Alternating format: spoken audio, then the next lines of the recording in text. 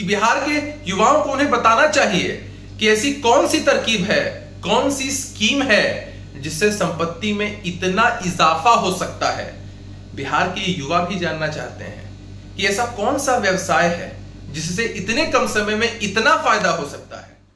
नमस्कार, news for nation देख रहे हैं आप। आपके साथ मैं हूं ऋचा शर्मा। राघोपुर चुनावी मैदान से उतरने के लिए तेजस्वी यादव ने नामांकन दाखिल कर दिया है।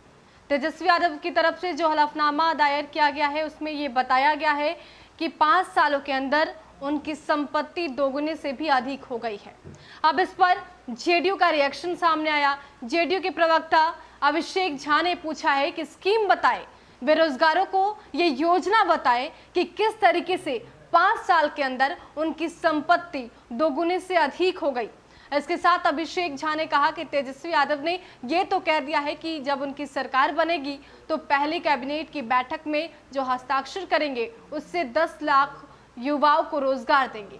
तो ये कैसे पॉसिबल होगा, किस स्कीम के तहत ऐसा किया जाएगा, ये योजना क्या होगी, तेजस्वी यादव को ये भी बताना चाहिए।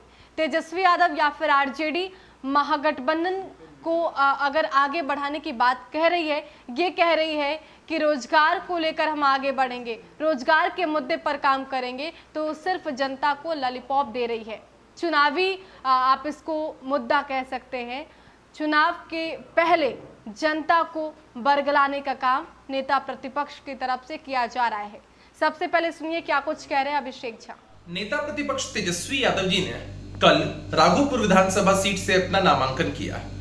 हलफनामे में उन्होंने बताया कि कैसे 5 वर्षों में उनकी संपत्ति 2 गुनी से भी ज्यादा, 5 करोड़ से भी ज्यादा हो चुकी है। उनकी पढ़ाई आगे नहीं बढ़ पाई। 9वीं कक्षा तक की पढ़ाई उन्होंने दिल्ली के डीपीएस आरकेपुरम से की और उसके बाद वह क्रिकेट खेलने लगे और व्यवसाय में चले गए। एक तरफ तेजस्वी यादव जी कहते हैं कि अगर उनकी सरकार बनेगी तो वह बिहार के युवाओं को रोजगार देंगे। उनकी सरकार यदि बनती है तो पहली कैबिनेट की बैठक में 10 लाख लोगों को नौकरियां देंगे। मैं आग्रह करता हूं तेजस्वी यादव जी से कि बिहार के युवाओं को उन्हें बताना चाहिए कि ऐसी कौन सी तरकीब है, कौन सी स्कीम है जिससे संपत्ति में इतना इजाफा हो सकता है। बिहार के युवा भी जानना चाहते हैं कि ऐसा कौन सा व्यवसाय है जिससे इतने कम समय में इतना फायदा हो सकता है। मैं आग्रह करूंगा दोबारा कि कृपया बिहार के युवाओं को ठगे मत। 10 लाख नौकरियां देने का जो वादा आपने किया है, बिहार की जनता भी समझ रही है कि वह सिर्फ चुनावी वादा है। उसको लेकर आपके पास कोई रोड मैप नहीं है, लेकिन चुनाव का समय है और आप जानते हैं कि महागठबंधन के साथ बिहार की जनता का आशीर्वाद नहीं होगा।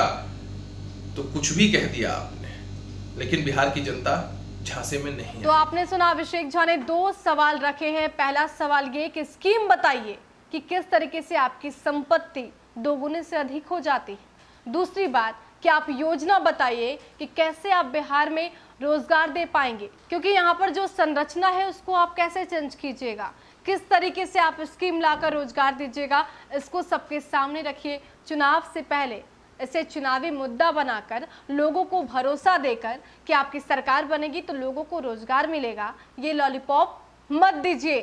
सरकार बनेगी तो सब कुछ मिलेगा, ये कहना बहुत ही आसान होता है।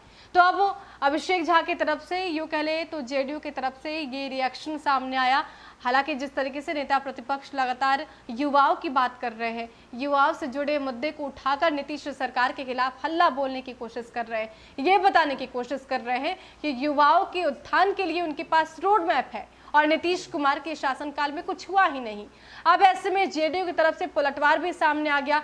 देखना दिलचस्प होगा कि जनता क्या तेजस्वी के दावे पर भरोसा करती है या फिर नीतीश के काम पर फिर से मुहर लगाती है। फिलहाल के इतना ही। बने रहे हमारे साथ और देखते रहे न्यूज़ फॉर नेशन। नमस्कार।